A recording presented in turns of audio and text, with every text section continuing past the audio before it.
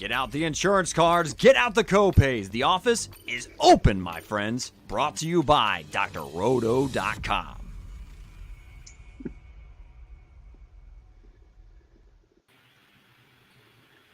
It is time once again for everybody to come aboard that Green Screens Media train. This is One and Done. My name is Jay Heinrich. I am your humble host for the evening. You can follow me on Twitter at Dr. William Cannon. The Baron of Bread, Eric Romoff at Fantasy Nav is here. But first, we're going to go to the captain of our Green Screens Media ship, the casher of all cashers, the man of money, the dude with the tude. He is Mike Holland. Follow him on Twitter at MCHolland34. Mike, what it do, baby? It's good, man. I'm still reeling from the weekend. I've been used to winning these big jams and not quite, right? Finished sixth tonight. So, no, it's been good. This Tuesday slate that we're going to talk about is massive. I'm super excited. I've got a bunch of tickets. I'm going to try to qualify some seats here. So it's a big slate, bunch of teams that we've covered all season long. So, Eric, what are your thoughts on the slate as a whole? I'm looking forward to talking with my microphone not on mute. I'm also looking forward to these substantial prize pools, right? We've sort of bemoaned the fact all year that we're out here playing for, 1 or 2K to first. We've got our 10K to first mega big jam out there, $15 entry. Got a bunch of those qualifiers that you mentioned. So definitely feels like we're ramping up into the heart of college basketball season. This is our first bite at the apple. Yeah, for sure. We got a 12-game slate here coming up. We're going to be basing the things that we're talking about today based off of Ken Palm's totals and matchups. Like I said, we got a 12-game slate on Tuesday. This will be starting at 6:30 p.m. Eastern time. Eric, you mentioned a little bit ago, there's some really big tournaments and qualifiers going on. There's the $15 midseason special on DraftKings, 3,137 entrants, which is the 10K to first contest there. And then there are the 3 qualifiers for the bracket bonanza, which is a 64-team field during March Madness, 6 rounds. Winner ends up with $100K. Last year was $50K. They bumped it up this year to $100K. The $250 bonanza qualifier is already filled. The $60 one and the $95 one still have some spots in there. So reserve those lineups. Listen to what we have to say tonight. Get on the DraftKings and fill out those lineups.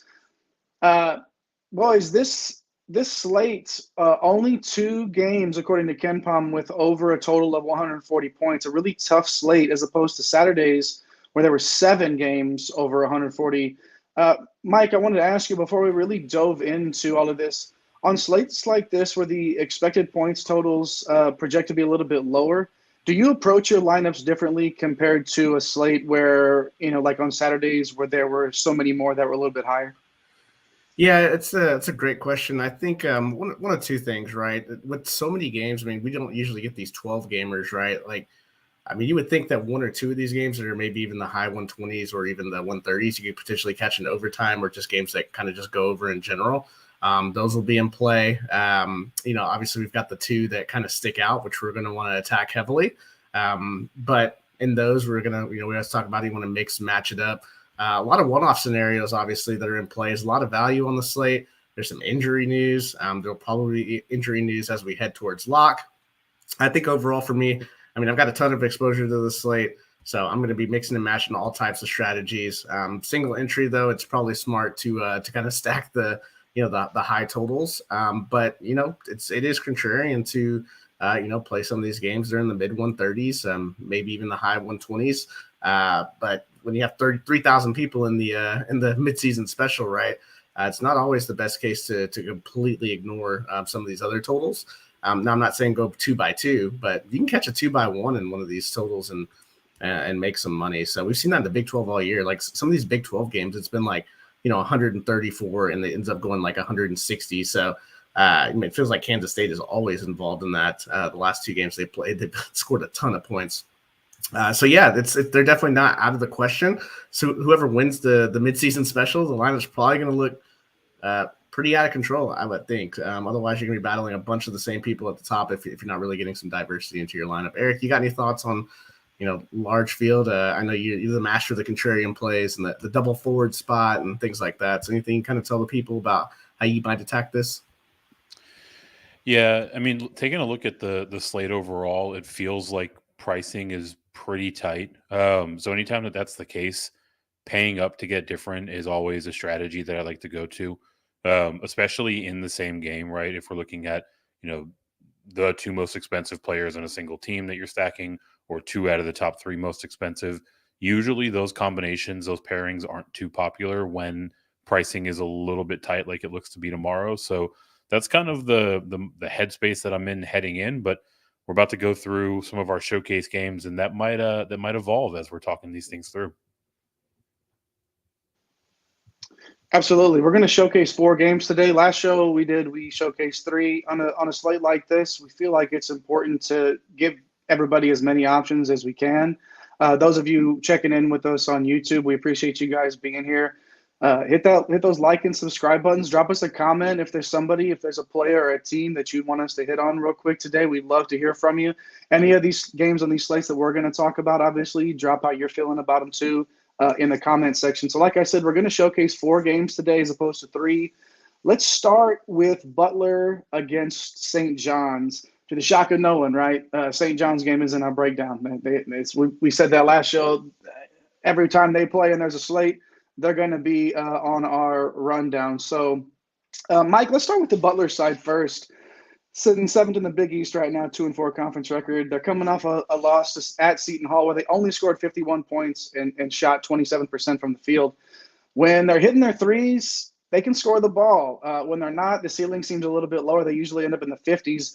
A game against St. John's, though, with that pace can remedy, an offensive, a low offensive output for anybody. So, Mike, who are you looking at on this Butler squad? Yeah, so we're going to talk about St. John's and obviously the pace up, right? St. John's being the third. Now they're moved up to third in tempo. I think they were 5th last show. So got some extra possessions in that last game. I think the score of that game was 84-80, if I'm not mistaken. So there's 164 points scored in that Providence game. Look, a key thing to look at here is St. John's just gives up fantasy points. So I went back and looked at the last 2 games that were played against Providence. I believe it was, Marquette. The starting 5, when you combine the scores of the starters, it was 145 fantasy points last game, and the game against Marquette was 143 fantasy points. That averages out, almost 30 fantasy points per per starter, right? So obviously we got to be careful with that stat. Some of that can get saturated by a couple of positions. I did the breakdown here. The point guards almost scoring, the primary ball handler scoring close to 30 fantasy points a game. Kind of the wing or like the stretch forward, they're just over 30 fantasy points per game. The centers and shooting guards are like the off-ball type guards. Not quite doing as much damage, but I mean, still 25, depending on the pricing. Pretty much every position is in play. So this is exactly the remedy, like you talked about, Jay, for a team coming off a pretty bad loss right now, heading to St. John's, and a ton of possessions, ton of fantasy points that are going to happen here. I got to start with Manny Bates. He's not my favorite play on this team. I've kind of talked about that center position. St. John's obviously doing a little bit better job in some of these other positions because they have Soriano. But the one thing that Soriano does is keep someone in the paint. Bates, he's 7,300. He was great to start the season, kind of average recently, a 16, a 21, a 29. So his usage rate has gone down. The rebounding rate has kind of come down. He still has that 7% block rate. And when you're playing in these large field tournaments, that's someone that's kind of intriguing in a 2x2. He rips off a double-double and blocks 3 or 4 shots. I mean, he's going to have 40 fantasy point type ceiling. The thing is his minutes have kind of been a little bit down. So I don't mind using him. He's not my priority. I would look at Jaden Taylor. He's 7,200. Been playing really well. 24% usage rate, 24% shot rate, 3% steal rate. So he's someone that I'm looking at. 7,200. The price tag feels it's a little bit more than maybe I'd want to pay for it, but just because he's in this spot, I feel like he's a pretty good play here. I'm also going to look heavily at Eric Hunter. I don't know if it's because he helped me win one of the 3 big jams that I've won this year, but when he put up that 36 a couple of games ago, I love the usage and the shot rate to be a little bit higher, but he can contribute it with assists, 2% steal rate, right? Kind of drives the offense at 6,700 for someone that has a 35 fantasy point ceiling. He's definitely someone that I'm really interested in this large field. I mean, the thing is, you want high risk guys, and I feel like he's one of those. I mean, he's got a couple of duds in those last 5 games. He's got a couple of 5 spots in there. So, but you're playing to win this tournament because the prize pool is so top heavy, right? Like it's, I think, 10K to first, and then it drops down to, I think it's 5, and then 1, 2, and then 1. So it's like, every position, anytime you can get someone sub 5, sub 8%, right, and they go off for 5 or 6x, that just sets you apart from the 3,000 contestants that are going to be in here. And finally, Simas Lukosius. He's in an interesting spot. He's that stretch 4, but man, I haven't rostered him really at all this year, and I'm having trouble even with this stats that St. John's has kind of been giving up at these positions here, playing him. One, Jalen Thomas is kind of in the way, but the rates just aren't great, and he's got to knock down his threes, and he's just not guaranteed like a full allotment of minutes. So, I mean, I'm going to have a few shares of him. I think I'm going to probably get up to 20 or 30 lineups tomorrow. So if I'm prioritizing for me, it's probably Hunter and Taylor with Bates as a kind of a big man pivot off some of these other popular bigs. Eric, what's your kind of take on the rest of this roster? Yeah, there's a few guys that are kind of interesting. You mentioned off the top that over that recent stretch of games against St. John's, guards were averaging just north of 30 fantasy points. It's not exactly 5x, but if that average holds true, we've got Chuck Harris here. He is the quintessential leverage, under owned GPP play. He's coming off of a 3-point game, a 14-point game, then he's kind of into the mid 20s. So real boomer bust. I don't think anyone's going to be on him, but he's got a decent enough role for these Bulldogs, right? 22% usage, 23% shot rate, hands out those dimes pretty well, 17% assist rate, right? So if we're kind of following the game theory that the Bulldogs are going to be paced up, they're going to be scoring left and right, there's going to be additional possessions and opportunities. Maybe Chuck Harris gets a few more dimes out there, sees a few more go through the hoop. He'll definitely be in kind of that low single digit, maybe mid single digit range in terms of ownership. So someone that'll be interesting. The other side, I'll go down to Jalen Thompson here. Thomas, excuse me. You mentioned trying to find ways to get into this game. He is probably the cheapest among the Butler Bulldogs that should be considered. 4.2K. His underlying stats aren't phenomenal. Usage is kind of middle of the road right there with the rest of the main pieces for Butler. His shot rate, same, both 22%. His combined rebound percentage is pretty interesting, 27% and 6% block rate, right? So there are a lot of things that you like about Thomas's game. The reality is that it doesn't look like it sets up all that well coming up against St. John's, but he recently got into the starting lineup. He's not playing a ton of minutes, but he is relatively efficient, and specifically at the price tag at 4.2K. I mean, he can get to 5x, and this feels like a slate where that type of salary relief is going to be critical. Thomas, like you said, makes the most out of his minutes. I really love the Jaden Taylor play in this week's segment of that guy. I wouldn't worry about that little guy. If you're looking at his game log and you see that 5-point game he had four games ago, throw it out the window. You like the floor that you get with Taylor there, and you hope you get closer to the ceiling. Now let's move on here to one and done staple St. John's. The Red Storm sitting 10th in the Big East. 3rd in the country, though, in Temple, Mike, like you said, were 5th the last time we talked, up to 3rd. Now, they're on a 5-game losing streak. For our sake, we just want them to keep running and gunning. So, whatever works for putting up those fantasy points. Soriano and David Jones underperformed against Providence on Sunday. But, Mike, are we looking at the usual suspects again here for the Red Storm? We know you have your guys that you like to ride on this squad. Are we going back down that same path again? Oh, man, we got burned on Saturday. What is Mike Anderson doing? David Jones out of the starting lineup a few games ago, back in the starting lineup, plays 30 minutes, and then completely disappears. Soriano gets a technical, foul trouble. Just all kinds of weird stuff happening. AJ Store got a start. Stanley comes in off the bench and somehow has usage. So it was just an absolute mess. And I was lucky to come close to breaking even on that Saturday slate. But I mean, it just starts with Soriano. I mean, we're just going to talk about this again, right? Like, he's that guy, like double, into the 40s, had 31 last game and, you know, had a pretty nice run there, just kind of a little bit out of control and had some foul issues. So I'll be going right back to the well with him. You know, kind of the same thing when you look at Butler and what they've kind of given up over the past few games here. And Butler's given up 124 fantasy points to starters on the opposing team and 115. So not quite what St. John's has been doing as far as giving up fantasy points. But yeah, you still like it for maybe one or two plays. And really, it's been the point guard and the center position. So Soriano for me, fire him up. A lot of good forwards though, man. So, but getting into this game environment, he's someone that can go 15-15 with like 3 or 4 blocks. So I won't be scared to use him. I think that price tag too is going to scare people away. I'll gladly take a 44 at that place though. And then I'll look at the two point guards, who is actually where Butler's really struggling to contain, giving up 35 fantasy points in the last 2 games to the primary point guard here. So Posh Alexander and Andre Curbelo, they're starting to offset them in their starting lineup. So I believe Posh got the start last game, and Curbelo coming off the bench. So it's just better, man, because neither guy can shoot from the outside. You know, Posh is going to give you a little more on the defensive end. He's scoring the ball a little bit better too. He's got a 26 and a 29 as far as fantasy output in the last couple of games at 6,800. I don't mind it. I think he can get into the 30s if he really gets that defensive prowess going. We obviously know how good blocks and steals are when you start racking them up in bunches. So he's someone that I'm looking at. Don't know how much I'm going to have of him. Curbelo on the floor a lot last game. Usage rate is nice. Assist rate is really nice. He can rack up some steals too.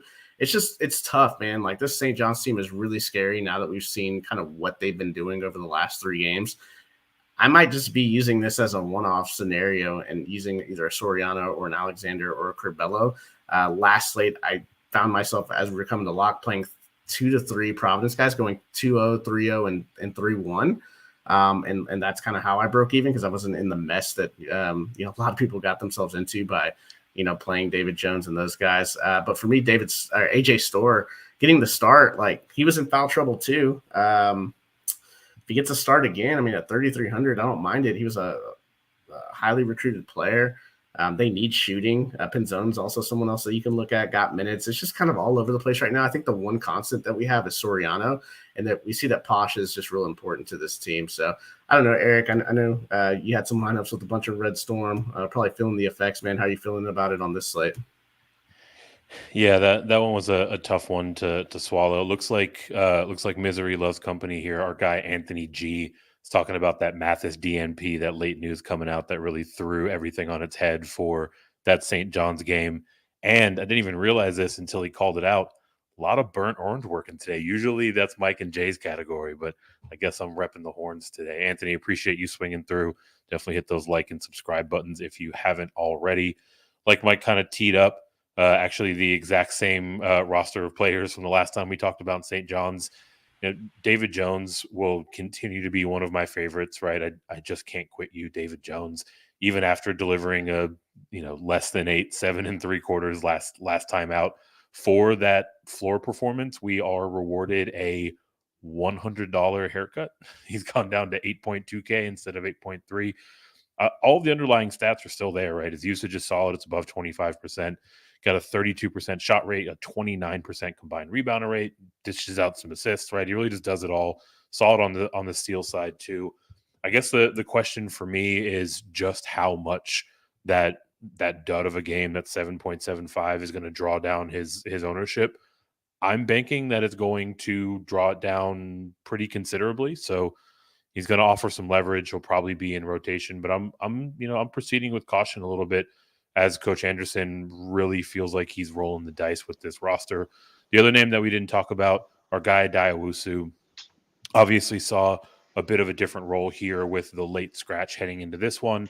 But on the season, 17 and 17 in terms of his usage and his shot rate, 20% combined rebound rate, 14% assist rate, 3% steal rate. So apart from shot and usage, has pretty similar numbers in terms of his rebounds and his assists and his steals to David Jones, but you're getting him at 2K less, right? So still playing a good amount of minutes, averaging around 30 there. Also offers some leverage, but overall, Soriano is far and away the safest play on the Red Storm side. But if you're looking for a run back, these are a couple of pieces that should be, relatively unpopular, and that's always going to give you, help you ladder up if you're making a run. Mike, you touched on it. Butler giving up 35 fantasy points to point guards per game in the last two, and Curbelo and Alexander are extremely enticing at those prices. They haven't moved much. They're still staying under 7,000, and I think that a big one from Alexander here might bump him up above that 7K range. So depending on how this one goes, it may be your last shot to get Alexander this cheap for a little bit. He's somebody that I'm going to be focusing on quite a bit from this Red Storm squad. If you guys are hanging out with us on YouTube, first of all, thank you. We appreciate you for being here and checking us out. Leave us a comment about any of these teams or players that we've been discussing, some that we haven't discussed, if they're going to be on this slate. Maybe we can hit on them in a little bit. We'd love to hear from you. Anthony checking in, Texas boys, what it do, baby? Thanks for leaving the comment, man, in the chat there. But yeah, hit those like and subscribe buttons while you're here playing your part in that Green Screens Media universe. Thanks for being here. All right, so we get past our first game here, our first showcase game. Let's move on down to our second one here with Villanova at DePaul with a total of 142. This is the only other game above 140 KenPom wise for these totals on the slate. Nova's 6th in the Big East, 2-3, coming off a home loss to red hot Xavier. 25th offensive efficiency, 122nd defensive efficiency. Slower than Christmas, 329th tempo, but DePaul's going to help them out with that a little bit. Mike, who are you liking on this Nova squad? 73 expected points here, and some things that really that DePaul doesn't do well that really sort of plays right into Villanova's hands for some of their players. Yeah, so how Eric can't quit David Jones from I can't quit Cam Whitmore. He's 6,800. Just all offseason, we were just like, man, I can't wait to see this guy play. Had the hand injury, came back. The minutes aren't quite there, but then you see flashes of 31 burger up there, puts up 32 last game. He's 6,800 still. He's not going to be at this price as we head into February. He's just going to keep getting better and better as he adjusts to the college game. I mean, you watch him play, and it's just an NBA athlete out there. High usage rate, high shot rate, high combined rebounding rate, which is an area surprisingly that DePaul is struggling in. They're 309th in opponent offensive rebounding percentage. So putbacks are there. Opportunities for that are there. So Cam Whitmore crashed in the glass there. Could be a nice thing. Get some easy putbacks. 31% shot rate. So if he gets a pile of attempts here, he could be in line for a 35-40 here. Just a great athlete. I was on Caleb Daniels last game, and 36. I took it. I think he was 7,800, I believe, last game, if I'm not mistaken. But he's just super consistent. The price, I mean, it hurts, right? 8,700.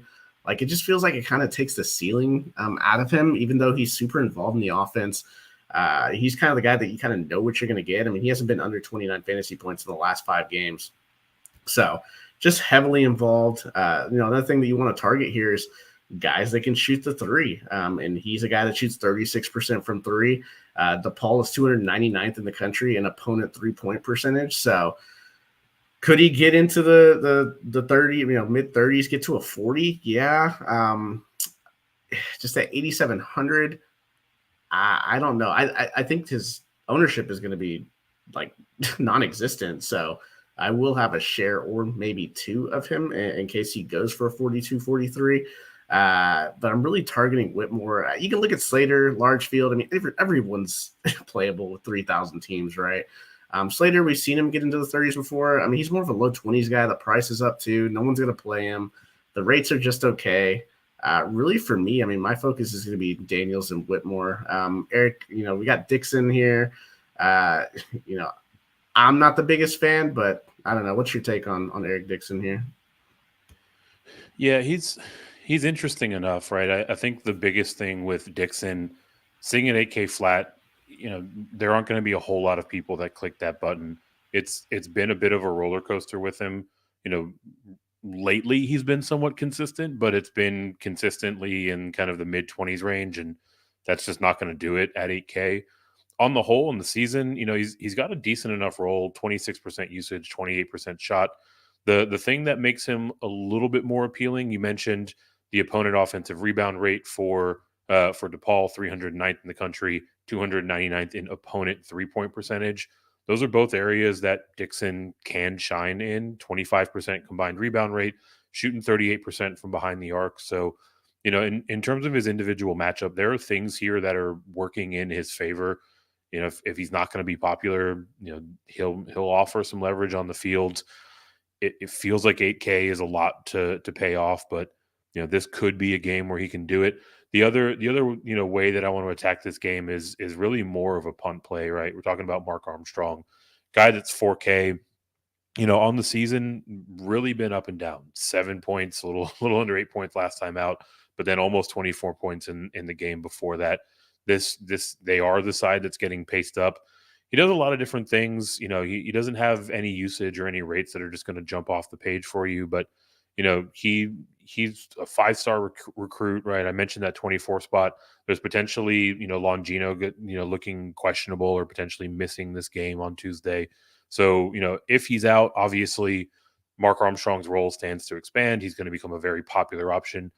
Even if he's in, you know, he offers some salary relief and kind of a unique way to get into the game. So, you know, a combination of those two players is probably sort of the contrarian track that I'm taking on the Villanova side of this game. And if I've got to pick one at these prices, Whitmore I understand why you can't quit him, especially at 6,800. If you get that 32, if he gets throwing a steal here and there, if you get up to 35 even at 6,800, you're really, really liking that. And Daniels at 8,700, you'd like to see a higher ceiling than 42 out of the last 5 games. And it's just not there. I wonder, you know, Mike, you mentioned it a couple of times already. In these sort of tournaments, playing those lineups is that a lot of people aren't playing to win that big money. I imagine even at that price, Daniels is going to have a decent number, and I think Whitmore will too. But if I have to pick one of the two, I'm probably riding with Whitmore there. Let's flip the script now on the other side of the court here to DePaul, 9th in the Big East, 1-4 right now in the conference. Winners only at 1 out of their last 6, I should say. Umoja Gibson really leading the way there for this team. 134th offensive efficiency. Ken Palm rankings 169th defensive efficiency, 75th in tempo. Kind of depends on who they're playing, and it's not like DePaul is exactly scaring anybody when they walk through the gym doors, but there are some players on this squad, Mike, that can get the job done for us in our lineups. Yeah, I mean, you mentioned him right off the top, and probably the guy that I don't know. I don't want to say I want to exclusively use him, but Gibson, he's 7,400 points this season. He was in the 8K range. He's got some massive games under his belt. You know, coming over from Oklahoma last year, getting an expanded role now with David Jones transferring out. But you're looking at, you know, a 38 burger last game at 7,400. Yeah, I'd take that. He's got a 53 2 games before that. Has been in the 40s earlier this season. It's just the rates, man. They're just nice. They're, you know, 25% usage. He's got a 31% assist rate, a 4% steal rate. So, you know, rack up 2 or 3 steals there. At 7,400, you really got to like that. That assist rate, though, along with his usage, it just really sticks out. You know, when you look at it, like Villanova, you're so used to them being over the last couple of years in DFS, like you don't play people against them. This year, it's a little bit different. You know, some of the same guys are obviously back, but, you know, Kyle Neptune is now the head coach, not Jay Wright. They're taking a step back defensively, right? They're 122nd in the country in defensive efficiency, so they're not that, you know, that top 25 juggernaut on the defensive side. Their games are playing more into the high 60s and 70s. So, and you look at the rates, man, like 317th in offensive rebounding percentage. So they don't attack the boards. They take one shot that allows their opponent to grab the board and, get runouts on them. They're only 351st in block percentage. I mean, Dixon playing the 5 there, and then, you just don't have a ton of athleticism at the 5. So you're going to be able to get your shots up. And when that happens and you can't protect the rim, you're going to give up easy baskets, and there's going to be assisted baskets. I mean, so when that 351st block percentage comes into play, you look at, well, guess what? 343rd in opponent assisted field goals. So when you score against them, you're typically getting the basket and your guys getting the assist. So that's what makes DePaul interesting here. And I don't want to use too much of them. I don't know if I even want to completely 2x2 game stack this. I could see a 2x1 using Gibson, though, maybe 20% of my lineups. I just love the price. Raul Penn, I mean, he's 6,500. He just hasn't done anything in the last 3 games. The rates are just way down. Now, he's got a nice combined rebounding percentage of 27% and a 4% block rate. So maybe he can get some things done, but, it doesn't feel great. Obviously, I don't think I'm going to roster him. Yoranai just doesn't play enough minutes, right? He's got to block shots when he does play. He's got to make his 3 or 4 attempts that he's going to take around the rim or putbacks. So for me, it's really just Gibson that sticks out. Jalen Terry, I guess you could take a shot on him. With guys like Javon Johnson and Deshaun Nelson kind of being the second and third pieces here. I don't really see a need to play him. So for me, it's really just going to stick with the emoji Gibson. May have some shares of Johnson and Nelson. Eric, are you bullish on one of those 2 guys or both of them? Yeah, they're interesting players, right? You mentioned, wanting to potentially go 2x2 or even 2x1 in this game. Gibson certainly has, the most defined role. He's got the clearest path to fantasy productivity. But, Javon Johnson as a pivot off of that, $200 less expensive. I mean, he gets so many minutes, right? He's just always out there. That's something that, should be able to convert into fantasy points, over the course of, a solid sample of games.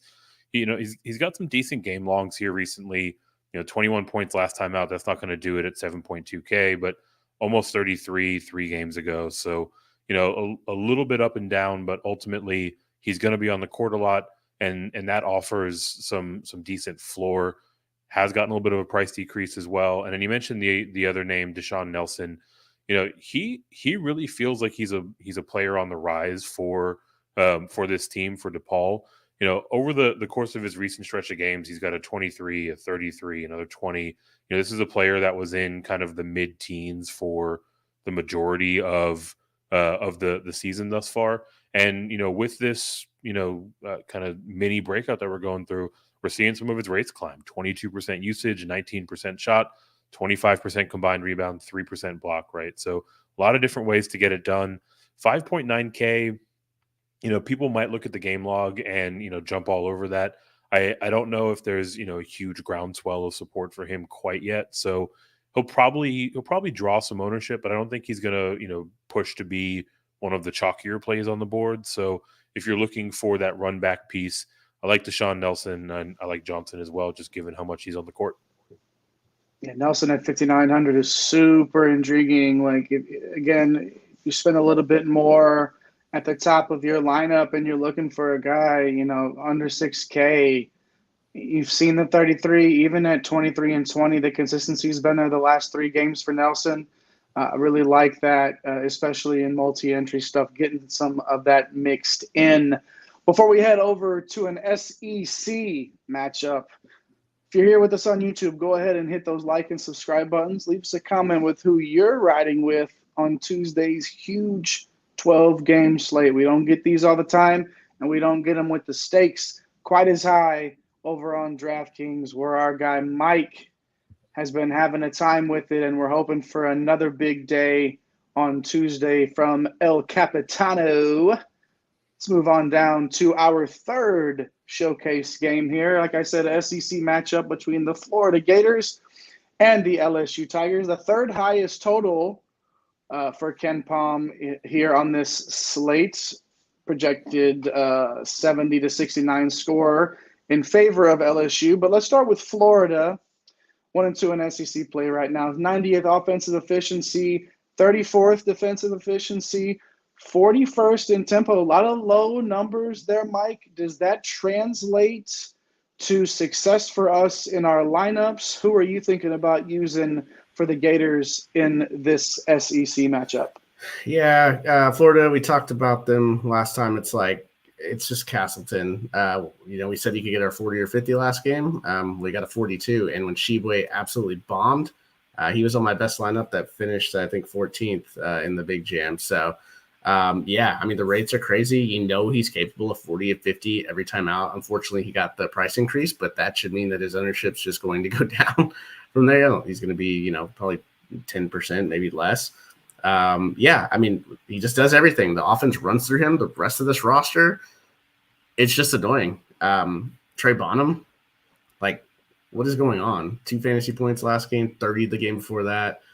I don't know if they're just moving him out of the rotation or what the deal is. 6,200, I'm not really willing to pay to find out. You can, and if you win the 10K on that, then awesome, but that will not be me. Real Richard, down to 5,300.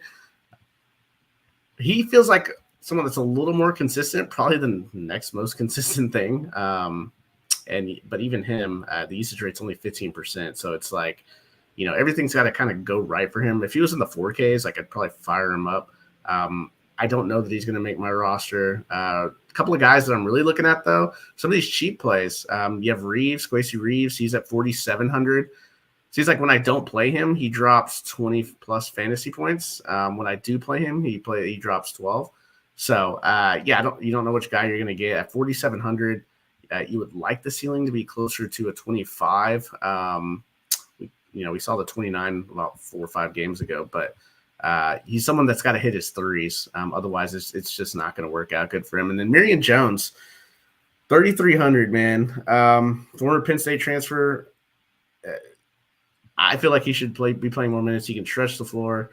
He can do some things for this team. At 3,300, coming off a really nice game. Looks like he kind of usurped Bonham's minutes last game. Yeah, the rates aren't great because he hasn't been playing a ton this year, but he is someone that I'm looking to get into salary saver mode here. Probably my second favorite play behind Castleton. And I think for me, overall, really, when you just look at this roster as a whole, Castleton, he just profiles. profiles great against every team, but really against LSU, they're 246 in opponent 2-point percentage. Castleton's only taken 10 threes on the year, and he's only made 1. He's only made 1 for his career. So he's just going to be banging in down low, and it's around the basket, right? KJ is going to have to, stay out of foul trouble and try to guard this guy. And I wouldn't be surprising to see him get another 40 piece, but there's some other guys out here. Eric, you want to tell us about the guys that I'm too scared to play? Yeah, I think we're all, feeling a little nervous about clicking the button, and that includes our guy, Anthony G, sharing his opinion. Florida is gross all around, apart from Castleton, obviously. So, it's going to be kind of slim pickings here. But the names that, I think offer some intrigue, Kyle Lofton, is coming in at 5K flat. Typically, the guys that are right there at those flat numbers, they aren't quite as popular. People will go down, even just a couple $100 feels like a big price savings psychologically. So that should draw his ownership down. He's involved at a decent rate, 18% usage, 19% shot. He does dish out some dimes, 21% assist rate. He is coming off of a nice game here, right? 24 last time out, usually more in kind of that, mid to upper teens, but he can pop for, what would be 5X at this price tag. Feels like his minutes are relatively secure. So, if you're really itching to get another Gator into your lineup, Lofton is one way to go. Name that I kind of like, and I will admit that I am walking down narrative street here. Got Alex Fudge. We got the revenge game narrative, right? Coming in from LSU over the course of the offseason. Hasn't exactly had the largest role with the Florida Gators. A lot of that has to do with Castleton literally just sucking up all of the usage, all the shots, all the boards, right? But, when he's out there, 18% usage rate, 18% shot rate, does pretty well on the boards, 25% there, chips in a block or two.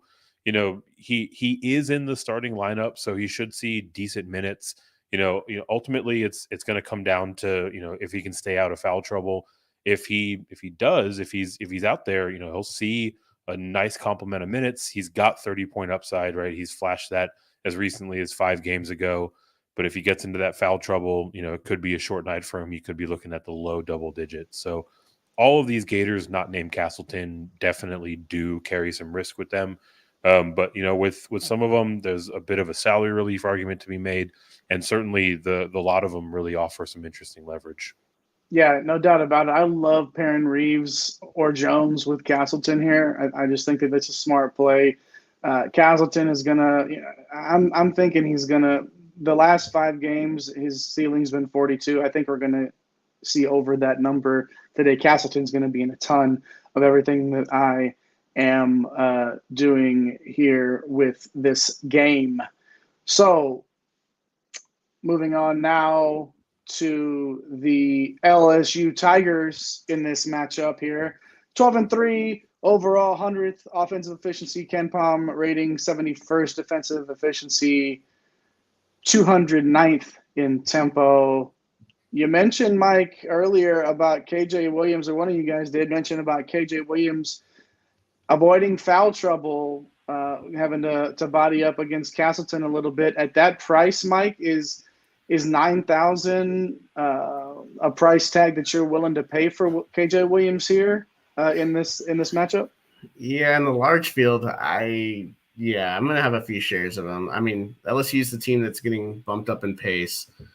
I love that KJ showed the country that he can play in the SEC. He's not one of those mid-major guys that comes over and doesn't do anything. So, yeah, we know he can go for 40 or 50 too. And it's just there's just not a lot of guys that can do that, right? And just hitting on the one at low ownership, I don't think he's going to be that popular. But the rates are insane. He profiles really well against this team, really well. Like Florida, even though they have Castleton, they kind of struggle on the boards. They're 297th in offensive rebounding percentage. So, KJ should be able to clean up the glass. He's a good offensive rebounder. He shoots 49% from 3. So he's, going to give their defense some troubles as a kind of a stretch big man here.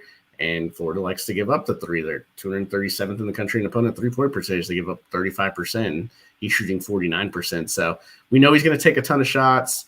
I like him a lot. I've just been a fan of him, since the Murray State days. So we know what we're going to get with him. He's got to stay out of foul trouble, right? That's but you can't play this thing worrying about people getting fouls. So I'm going to fire him up.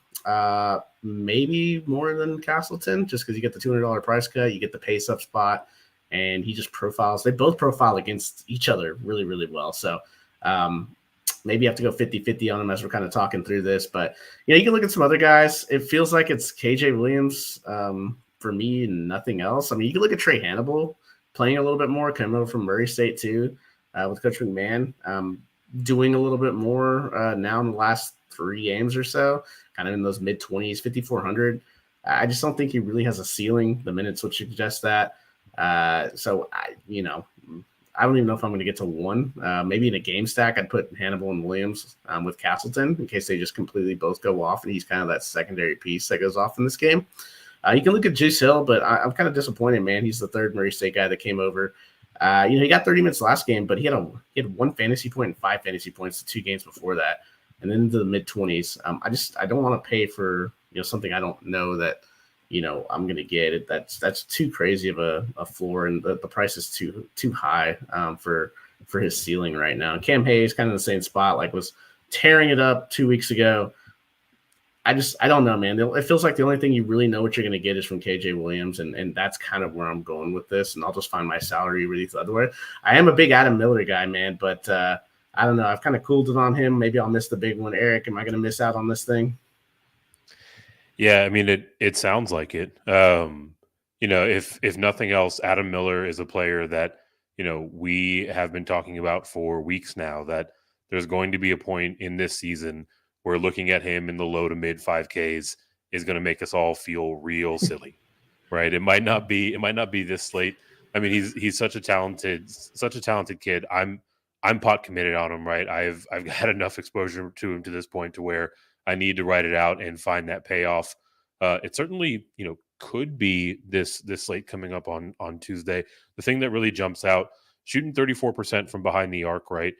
Florida is 237th in opponent 3-point percentage, so gets a little bit of boost there. His usage rate, doesn't exactly jump off the page, but it's well enough. 21% there, 25% on the shot rate side. It feels like he's gotten a little bit more consistent over his recent games, 23 and 22 points in those last 2 games, respectively. So, that could be the start of a bit of momentum. And I am completely convinced that day will come for Adam Miller, where, he's going to be creeping into the 6Ks, maybe even the low 7Ks at some point. So definitely want to get onto that train early. I'll have him in my player pool. And before we move off of LSU, we've actually got our guy Corey in the comments jumping in and showing Jay some love. Our guy, Dr. William Cannon, over here at the helm and doing a fine job as the host. Corey, always appreciate you swinging through. Definitely let us know if you have any questions as we carry on. Appreciate you, Corey. Thanks for dropping the comment, man. We do appreciate you checking in with us tonight. As always, we talked about the 3-point percentage there that Florida gives up. When you talk about contrarian lineups and trying to find those values of players that can just, the unexpected, the low ownership, unexpected guys, with Adam Miller and Cam Hayes both shooting the 3 well lately, those are 2 guys that I feel like if you can mix them in, if you even fade KJ Williams and something crazy happens in this game if he does get in foul trouble, and then you got Miller and Hayes. Yeah, not the same positions, but somebody's got to eat up those minutes and that usage. If Williams would go out early with a couple of fouls or something like that, or he just struggles. So I do like the 3-point percentage plays there with Miller and Hayes for LSU in a pinch. If you're trying to, like if you're like Eric and you're trying to become the master of the contrarian play, then that's something to think about with Florida giving up threes at the clip that they do. So before we move on, we got one more showcase game here. We're going to move over to the ACC, but want to remind you guys one more time, if you're with us, don't forget to smash those like and subscribe buttons. Leave us a comment. Let us know what you think about the players that we're talking about. Is there anybody that we're missing that you're going to ride in your lineups? Let us know. All right. Fourth and final showcase game, North Carolina Tar Heels at the Virginia Cavs. We've got a KenPom projected score of 70 to 66, 136 total here.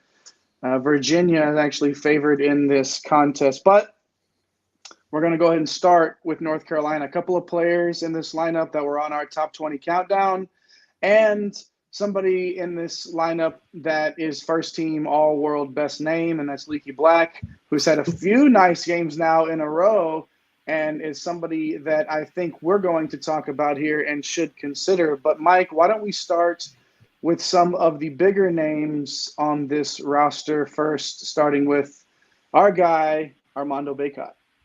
Yeah, man, here we go, right? They start feeding into this guy, and all of a sudden they start winning games again, and his rates climb, and now he's at a 28% usage rate. Yeah, it's amazing what happens, right? So – if they continue doing that, he's going to continue eating, which 48, 46, 46, 10-2, I'd pay for that.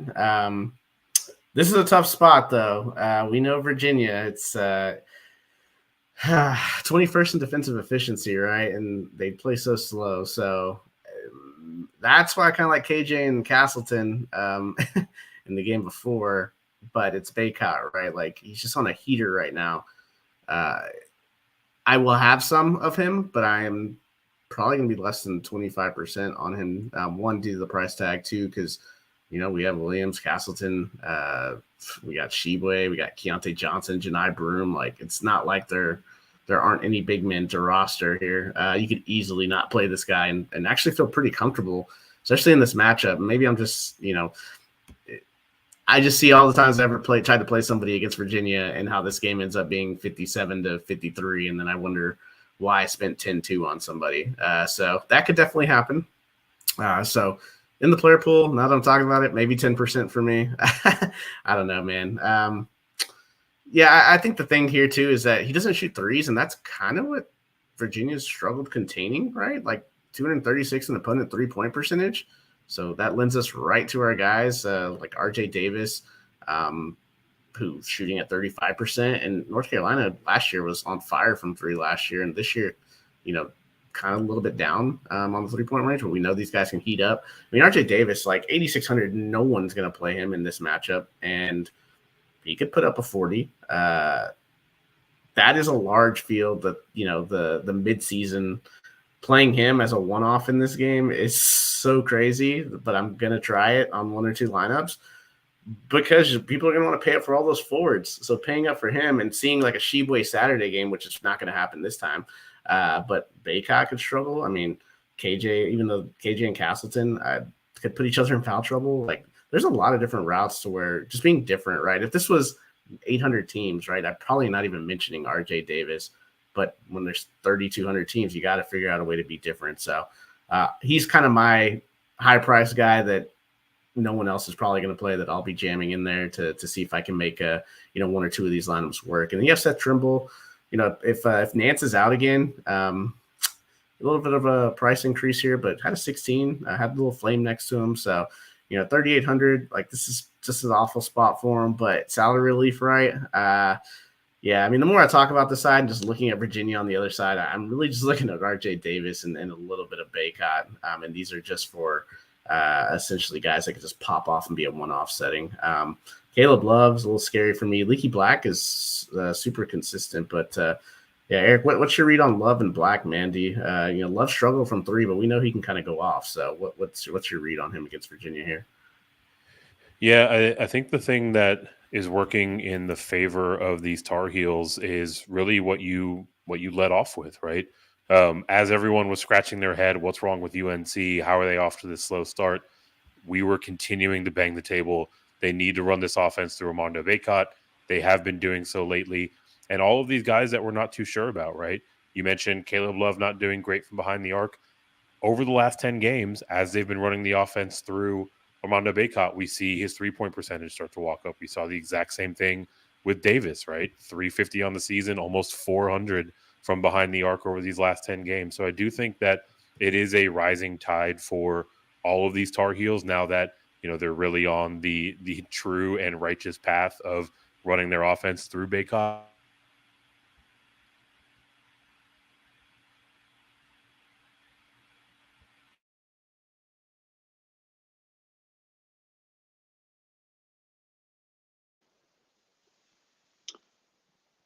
Lose Eric?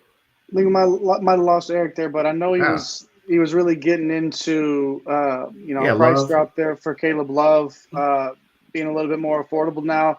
Love is somebody that we really highlighted in the preseason, and somebody that like he was saying, if it's the right night and at $7K the right price, we've seen him go for 42 in the last 5 games, 32 and 30, but then you're going to get that 15 and 13 mixed in there as well. So it's tough. And then Leaky Black obviously shoots the 3 well, 3-and-D guy, very, very consistent, $6,100. If he can peak, get a little bit higher on that one, then Leaky Black is definitely somebody worth paying a little bit of attention to. Mike, let's move on now to the Virginia Cavaliers. The 23rd rated offensive efficiency, according to Ken Palm, 21st defensive efficiency. Obviously, this is a really well-coached basketball team. What we don't like for DFS purposes is the 361st tempo. That's just a staple of Virginia basketball. It is what it is. This is what they do.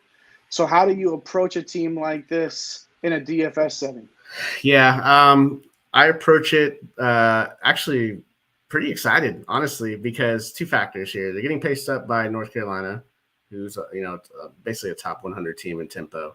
The second reason why here is the price tags. Like these guys are pretty cheap, and I'm not saying stack this up, but a one-off, man. I like Kihei Clark. His price tag is kind of out of control. He's more of a cash game play just because he doesn't really show a huge ceiling. I think the 2 guys that I'm really going to go to are Amon Franklin and Reese Beekman, the wings here. Like Franklin is starting to heat up, starting to knock that 3 ball down, 6,400. Like it feels like one of Franklin or Beekman is going to pull a 30-plus fantasy point game. And at this price point, like that's close to 5X, and we'll take that all day. Franklin's got to get there with, shooting the 3. But that's one area that UNC is struggling in. They're 241st in opponent 3-point percentage, giving up almost 36%. from three. If Franklin's shooting 41%, Beekman's shooting 50% from three. Beekman's probably a little more consistent. I would say he can kind of get lost in the offense with Clark and Franklin and even Jaden Gardner. So I like Franklin a little bit more in this spot, but I'm definitely going to play some Beekman. Ben Vanderplas is in a real interesting spot here. 4,100 offers some salary relief, right? Can shoot the three. Was a mid-major star to Ohio. Yeah, you'd like the rates to be a little bit bigger. You'd like the minutes to probably walk up a little bit. But at 4,100, I mean, if he gives you a 16 or a 20, like we take that. He has a chance to get into the 25 and maybe even a 30. So, I'm not saying he's one of my favorite punts, but if you're trying to get into this game on like a 2-1, pairing him with Franklin or Beekman, and on the other side, if you want to play something crazy like an RJ Davis, like that is a super contrarian way to get into a tournament. If this game goes over, that could win you $10,000. Playing a Baycott where other people are going to Castleton and Sheboygan and those guys, stacking those two guys with them. I mean, there's just a lot to like on this North Carolina side. Jaden Gardner, I'm a little bit off of him just because it just hasn't been there. Like we know the talent is there, but he's just kind of taking a backseat to these other guys. I mean, he's a 7K, 8K type talent that we were paying for early in the year and last year. Okay, maybe large field, right? If he goes off for a 35, right, you're probably going to want him 5,600. That's a nice price tag. And then E. McNeely, kind of the guy here at 3,500 that offers a little more salary relief, shoots 38% from three, consistently kind of putting up 13 to 19 fantasy points. Could benefit from the pace up spot here, right? So if Kihei or Franklin or Beekman get into foul trouble, maybe he's out there for a little bit more run, which is definitely possible because we know how aggressive guys like Love and Davis and Baycott can be. So Jay, is there anybody of these guys that maybe sticks out to you as far as someone you're looking for one of your lineups? Well, McNeely, I think, is a really nice way to find some salary relief, especially as good as he does shoot the 3-point shot. He's going to play his minutes, right? He's going to see the floor. It's just a matter of, again, it's like 17, 13, 17, 9, 19. At 3,500, if I can get 17, 19, I think I'm okay with that. If I know that I'm going to get that out of that salary relief spot, I'll gladly take 17 points in this spot from McNeely if it's there. Again, efficient, but slow. Yeah, North Carolina's going to pace them up, like you said, basically a top 100 team in tempo.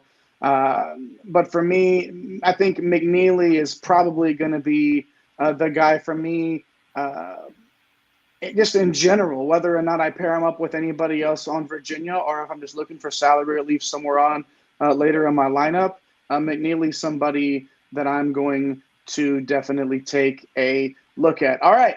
We've hit our 4 showcase games. And as you know, if you've watched this show before, after we hit our showcase games, we're going to go down to some players that are going to be on this slate that we did not mention in our showcase games. Sort of start with our high, mid, and then low salary categories. Obviously, high is basically anything above 7,500.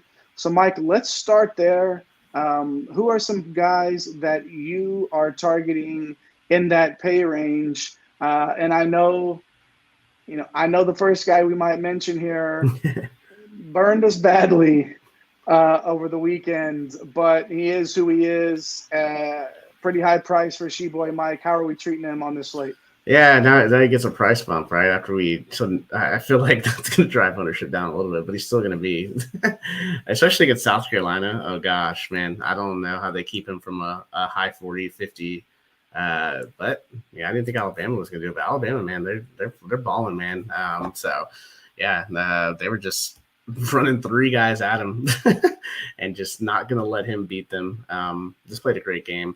The thing about this is road environments too. We have to, in DFS, man, like it feels like you have to give a little bit of a bump down, right? We see it all the time in college basketball where, even star players and especially role players, like they just don't play as well.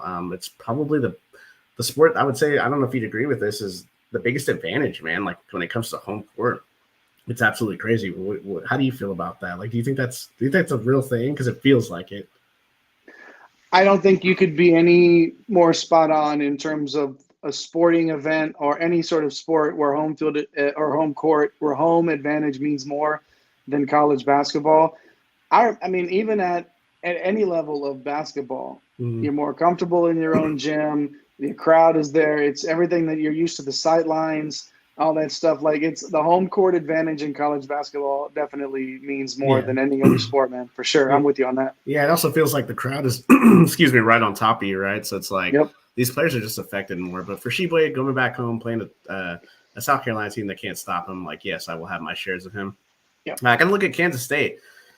Playing Oklahoma State here, like, it doesn't feel like we saw Texas play Oklahoma State and it was a kind of a brawl, right? And it feels like that could happen, but we thought that the K-State Baylor game would be a little more of a brawl, and it seems like these games are going over. So Marquise Noel is playing lights out right now.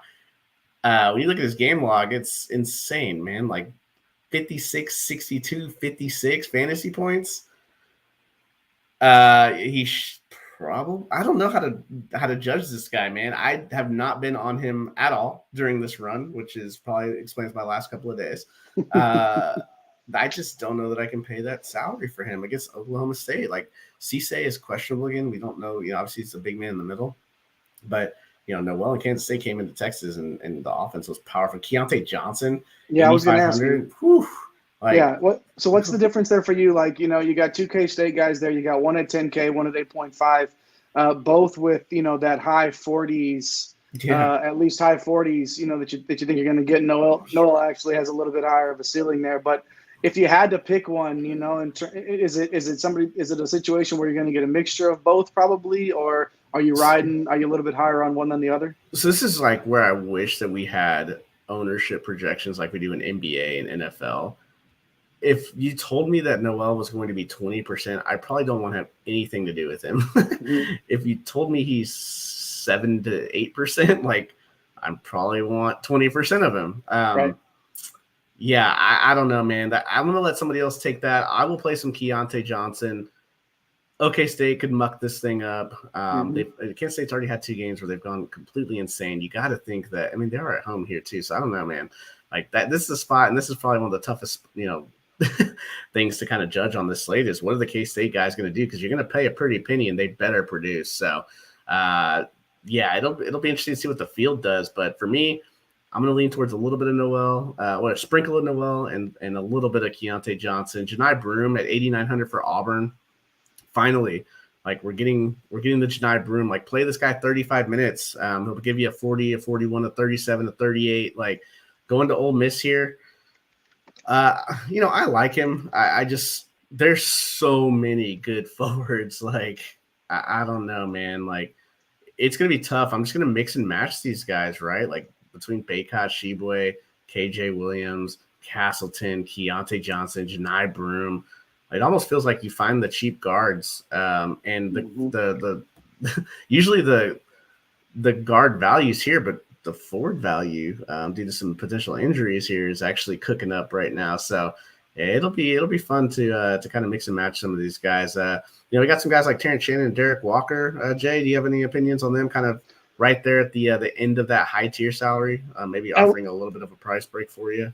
Yeah, with Sky Clark leaving the Illinois program, Shannon stepped up with a 42-point game over the weekend, and he's somebody at 7,900 that is definitely worth a shot. Obviously, the 40 fantasy point upside there, especially with Sky Clark, as we mentioned, leaving the program. It's a volatile situation there, though, right? And a little less volatile, I guess, since it's not that 10K price tag, that you get with Noel there. But with Shannon, with Terrence Shannon Jr., it's like, okay, at 7,900, can I get that 9K, 9.5K output?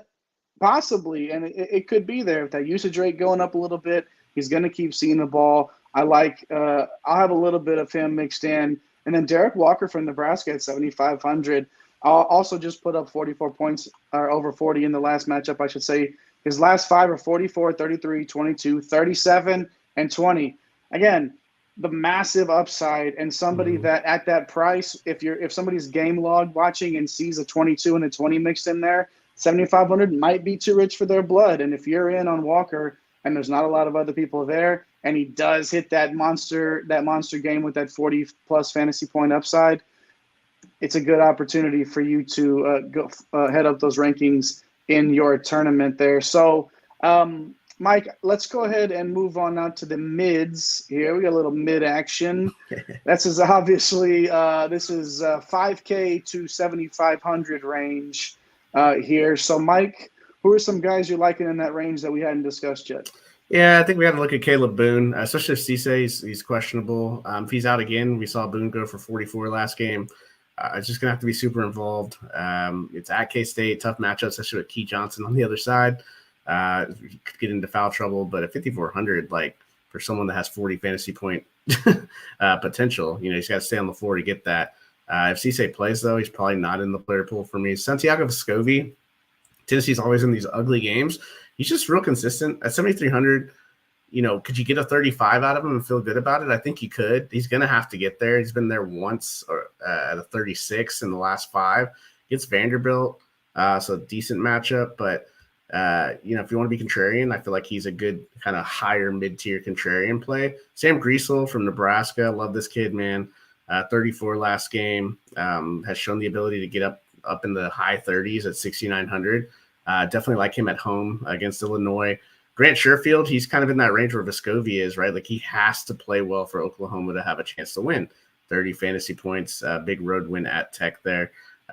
So, yeah, I mean, those are kind of the guys I'm looking at. And these are more – this mid-tier, right? It feels like you want to get stars and scrubs because it feels like 2 of these 5 forwards are going to go bonkers and like a couple of these guards, like a Noel could go bonkers. And you're going to need to have 3 to 4K guys. So building a mid-tier type build could be and some of these guys bust. It could be the path, but it's going to be tough because you need multiple of these forwards and high price salary guys to not get 4.5 to 5X because there's going to be some low tier plays, some that we've already kind of talked about that are going to get into the teens and the 20s. And then you have these guys like Noel or Sheboy go for 52 and your 2 mid-tier guys, they're going to have to get 6X. So, it's more of a contrarian build to go through the mid-tier. I think I'm going to be focused heavily on stars and scrubs. So, what are your thoughts on that, Jay? You kind of feeling that stars and scrubs here with some of this value we're about to talk about?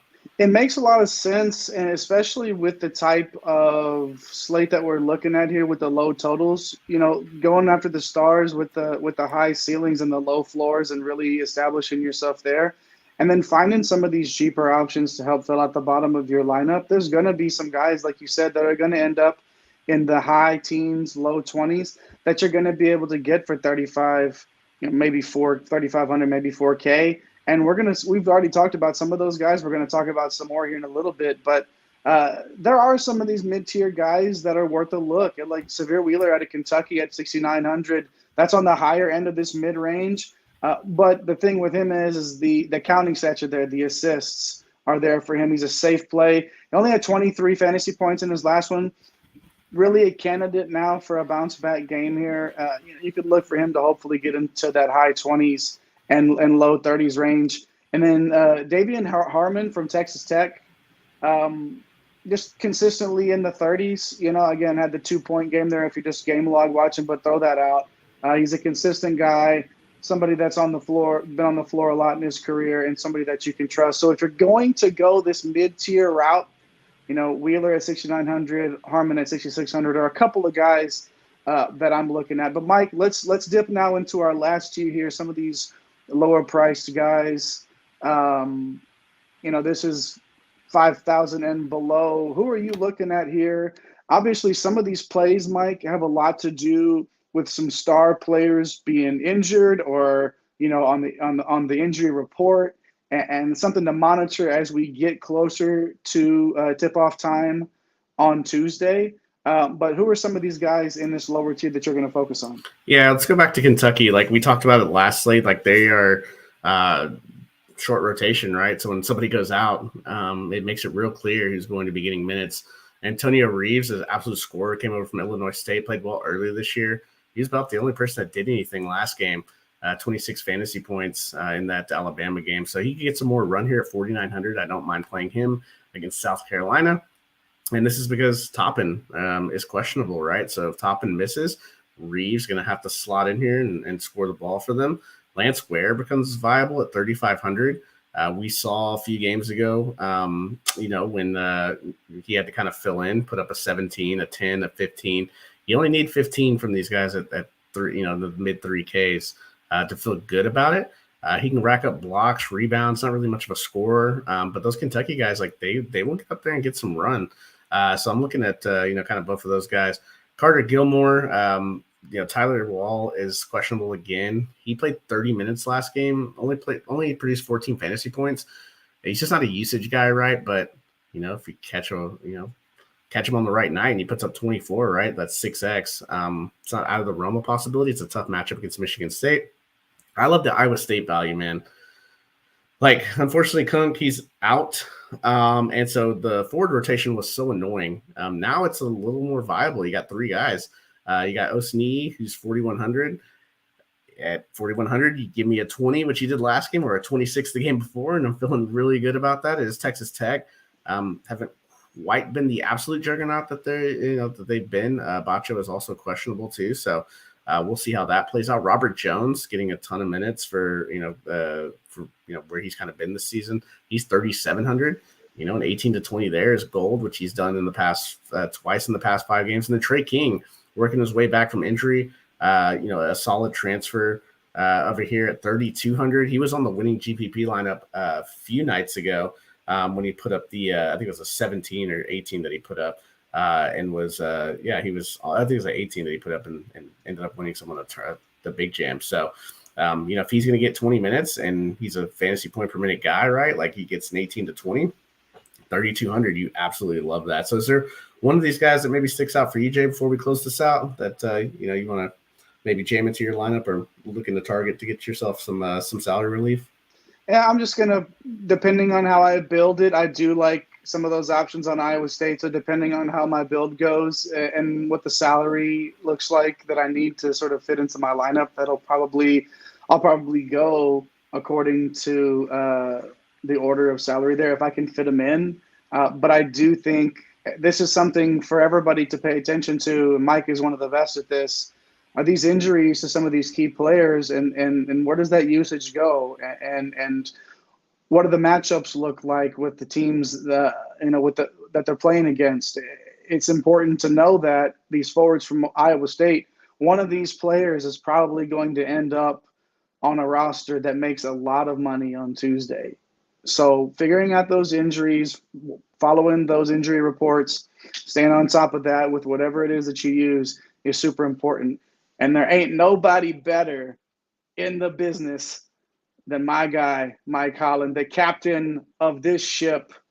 You got to follow him on Twitter at MCHolland34. You can follow our guy Eric Romoff on Twitter too at FantasyNav. He took the night off early, man. Yeah, he said I'm done. Couple of games in, 3 games in, I'm just gonna pull the plug. I'm gonna cut out of here. But you can follow our guy Eric on FantasyNav, even if he bailed on us tonight. It's okay. We still love you, my dude.